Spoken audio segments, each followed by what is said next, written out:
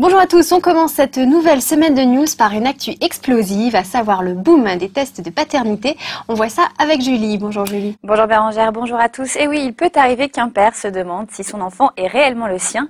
Et visiblement, il ne s'agit pas de quelques cas isolés puisque le marché des tests de paternité explose sur Internet. Chaque année, près de 20 000 pères français se tournent vers des laboratoires étrangers qui garantissent une réponse fiable et rapide, moyennant une somme pouvant atteindre 600 €.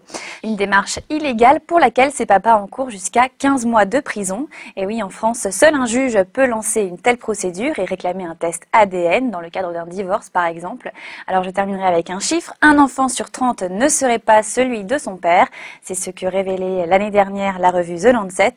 Autant dire que les tests de paternité frauduleux ont encore de beaux jours devant eux. Merci Julie. On passe maintenant à la question du jour posée par Sylvie, maman de Lucas, 3 ans. Alors Sylvie s'inquiète parce que son petit garçon bégaye. Bien sûr, elle cherche des conseils et pour la guider, on retrouve Priscilla, journaliste à la rédaction du magazine Info Bébé. Bonjour Priscilla. Bonjour Bérangère, bonjour à tous. Alors si votre enfant bafouille ou bute sur les mots, il est important de consulter un spécialiste. Sachez que le bégaiement peut arriver dès l'acquisition du langage et touche une fille pour 3 garçons. Quel type de spécialiste faut-il consulter justement ? Alors dès que les premiers signes de bégaiement sont visibles ou audibles, il faut consulter son pédiatre et celui-ci vous conseillera un orthophoniste qui est le spécialiste du langage et des troubles de la parole. Donc un premier bilan orthophonique sera mis en place et par la suite, il vous conseillera de venir avec votre enfant à plusieurs séances.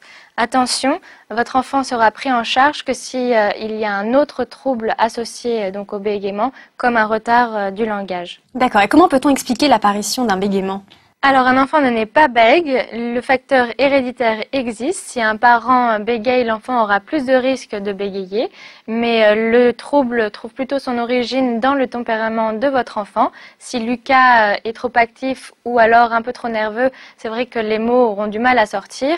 Et si au contraire vous êtes un parent qui a tendance à lui dire tout le temps « dépêche-toi », du coup cette pression va se traduire par un bégaiement et les mots auront plus de mal à sortir et buteront sur ses lèvres. Et pour plus d'informations, je vous invite à consulter le site de l'association Parole Bégaiement, dont l'adresse s'inscrit en bas de votre écran. Merci beaucoup Priscilla, c'est la fin de ce JT. À demain.